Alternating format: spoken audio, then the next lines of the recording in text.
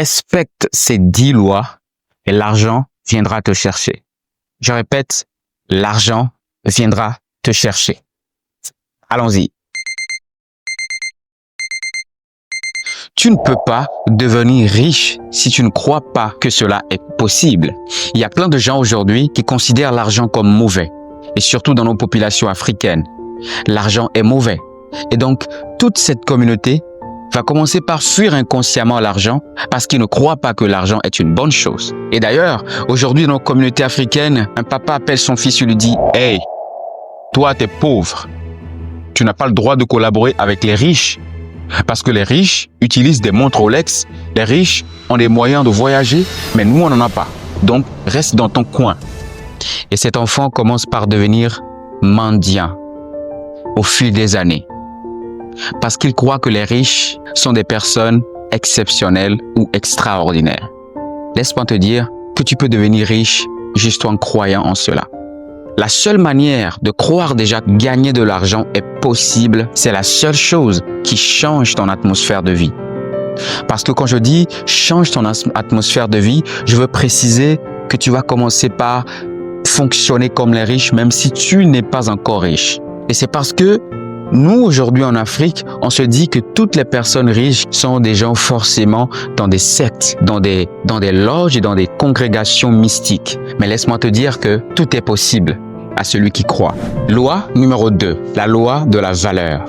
L'argent ne suit pas les gens, mais suit plutôt la valeur que tu apportes. Donc, plus tu résous des problèmes importants, plus tu gagnes beaucoup d'argent. La valeur, c'est ce que tu apportes à autrui. La valeur, c'est quand ta présence est considérée dans une congrégation, dans une assemblée, dans un quartier, dans un domaine, quel qu'en soit le domaine. La grande partie de ceux qui sont pauvres sont des gens qui attendent le gouvernement. Donc l'argent ne suit pas les gens bêtement, non, l'argent ne suit pas tout le monde. Mais l'argent suit la valeur que tu donnes. Imagine que tu es sérigraphe, imagine que tu es monteur de vidéo. Et dans ce montage vidéo, tu accompagnes plusieurs personnes. Et même si c'est 100 € qu'on te donne, avec des dizaines de personnes, tu peux gagner autant d'argent parce que tu apportes une valeur à la société. Parce que tu dégages une valeur authentique à la société. Parce que tu résous un problème. Et donc, le problème que tu résous, plus tu résous ce problème, plus les gens viendront vers toi et plus tu gagneras de l'argent. C'est ça, la loi de la valeur. Numéro 3, la loi de la gestion. Si tu n'arrives pas à gérer 100 €, c'est quasiment impossible pour toi de gérer 10 000 € parce que l'abondance ne vient pas vers l'indiscipline. L'abondance vient vers la discipline. Il y a plein de gens qui reçoivent leur salaire aujourd'hui et qui les dépensent désordonnément. Tu sais pourquoi? Parce qu'ils n'ont pas de la discipline, parce qu'ils ne connaissent pas la loi de la gestion. La gestion, c'est essayer d'équilibrer ses ressources, équilibrer ses finances. Je prends l'exemple de 2 personnes, disons en bref que les 2 personnes gagnent 100 $. OK? Mais l'homme bêta, lui autre, il économise de l'argent ou il épargne de l'argent. OK? Et la deuxième personne qui est alpha, lui, il dépense en désordre cet argent. En matière de gestion, d'entre ces deux personnes, en matière de gestion, qui pourra être plus considéré? Qui pourra ne pas dire que j'ai une disette financière? C'est la personne qui arrive à gérer son argent. Il est grand temps pour toi que tu saches comment gérer tes fins du mois, comment gérer ton salaire, comment gérer tes finances. Parce que la seule chose qui peut faire la différence entre toi et ceux qui sont tellement pauvres, c'est que toi, tu arrives à gérer ton argent parfaitement. Loi numéro 4, la loi de la multiplication. Tu vois, les riches ne travaillent pas pour l'argent, mais ils mettent plutôt leur argent au travail. Alors tu dois comprendre que tu ne peux pas seulement que travailler pour de l'argent, mais parfois il faut mettre ton argent au travail. Quand nous prenons la loi précédente qui est la loi de la gestion, imagine que tu gagnes 1 000 € chaque mois. Avec ces 1 000 €, tu vas tu arrives à épargner peut-être 200 euros ou tu arrives à mettre de côté 200 euros ou 300 euros chaque fin du mois, c'est là que la loi de la multiplication peut fonctionner pour toi. Parce que la loi de la multiplication dit d'investir de l'argent, dit de mettre ton argent au travail. Donc, le fait de mettre son argent au travail, c'est le fait d'investir. Et ce qui est plus bénéfique en ces temps, c'est que nous sommes dans une génération où les choses vont ultra vite. Tu peux t'enrichir sur Internet, faire des investissements dans l'immobilier, etc. pour gagner autant d'argent. Donc, je t'encourage bien sûr à mettre ton argent de côté afin de multiplier tes sources de revenus. La richesse, ce n'est pas avoir une seule source de revenus, mais plutôt multiplier les sources de revenus pour gagner autant d'argent. Voilà. Loi numéro 5, la loi de la patience. Une richesse durable se construit avec le temps. C'est-à-dire qu'une personne qui veut devenir très riche a la patience. Il n'a pas cet engouement de dire rapidement, il veut pas aller rapidement. Il a des plans, des objectifs. OK? Comme vous le savez tous, toutes les personnes qui veulent rapidement s'enrichir sont des gens qui tombent dans des pièges. La richesse rapide n'existe pas. Faire une fortune rapidement n'existe pas. Dans l'histoire de tous ces grands hommes très très riches, Robert Kiyosaki, etc., ils ont parlé des années. Ils n'ont pas parlé d'une semaine ou de 2 semaines. Ils ont parlé des années. Alors, un homme qui veut devenir riche, impacter sa génération, doit être une personne très patiente. Donc, la richesse demande la patience. OK? C'est-à-dire que tu es aujourd'hui à un niveau de 100 $. Et tu dois avoir la patience de continuer par travailler. Après 10 ans, être à $1 million. C'est ça la patience. Mais se presser à avoir les moyens rapidement possible, toi-même tu connais les conséquences. Et tu connais les conséquences plus que moi. Loi numéro 6, la loi de l'environnement. Fréquente des personnes qui pensent richesse, pas de pauvreté. Est-ce que c'est clair? Des gens qui pensent investissement, qui pensent business, qui pensent richesse. Des gens qui sont toutefois dans cette thématique. La plupart du temps, c'est que notre environnement a une influence très majeure sur nous. Les personnes que nous fréquentons, les amis qui sont autour de nous, les frères et sœurs, la famille, a une influence très, très, très grande sur notre destinée. Mais quand tu veux résister à la pauvreté, c'est quand tu commences par chasser les mauvaises pensées. C'est quand tu commences par chasser la pensée de la pauvreté. Ne remarques-tu pas que dans ta famille, on te dit que la richesse est une mauvaise chose? Est-ce que quand tu communiques avec ces genres de personnes, tu crois que la richesse est possible? Non. C'est impossible. Et c'est pourquoi quand tu vois des gens rouler dans des voitures, tu te dis « Ah, eux, ils sont riches, ils ont quitté des familles riches. » Mais la plupart du temps, il y a des gens qui ont réussi leur vie, mais qui n'ont pas forcément quitté des familles riches, qui n'ont pas forcément fait fortune avec les héritages de papa ni de maman. Ce sont des gens qui ont fait des efforts constants dans leur vie, qui ont combattu le bon combat et ils ont réussi à devenir riches parce qu'ils ont quitté cette mentalité de pauvreté, parce qu'ils ont quitté ces gens, ces personnes-là qui parlent de pauvreté. Et c'est ce que tu peux faire dans ta vie pour t'en sortir aujourd'hui. Quitte ces mauvaises pensées, quitte ces mauvaises mentalités et tu verras que ta vie aura un changement radical.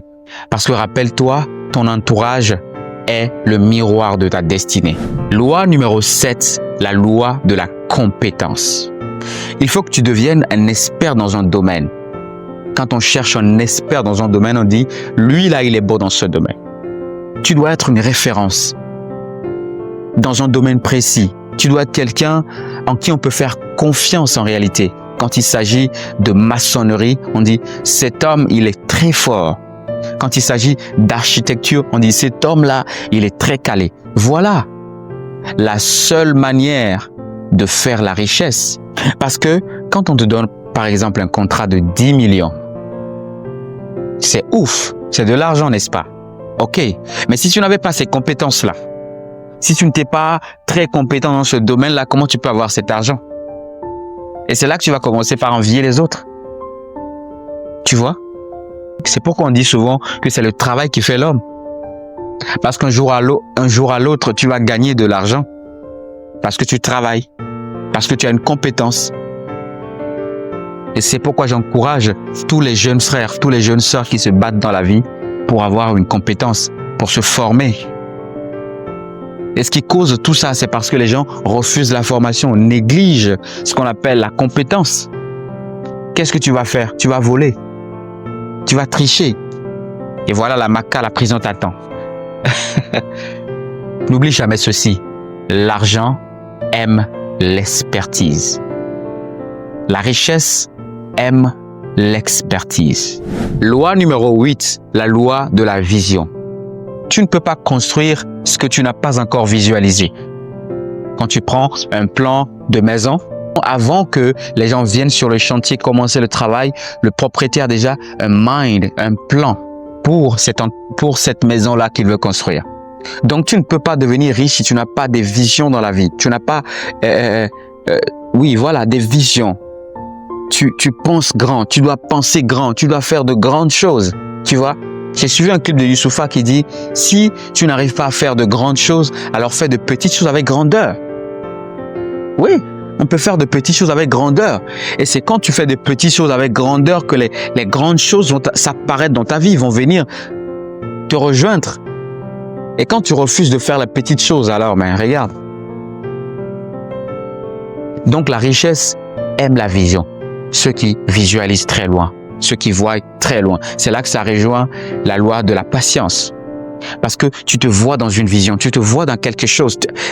Tu vois, tu sens que au bout de 10 ans, au bout de 5-10 ans, je serai ici. Alors ça te motive de travailler, ça te motive d'avoir la patience, ne pas suivre tout le monde. Parce que quand tu veux suivre la voie des personnes qui se sont enrichies même sans preuve, tu vas tomber dans des pièges illicites qui pourront détruire ta vie, qui pourront même causer ta mort.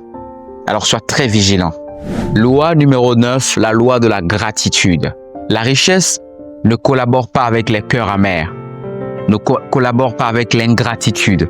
Mais il faut que je te rappelle que la reconnaissance attire plus de bénédictions.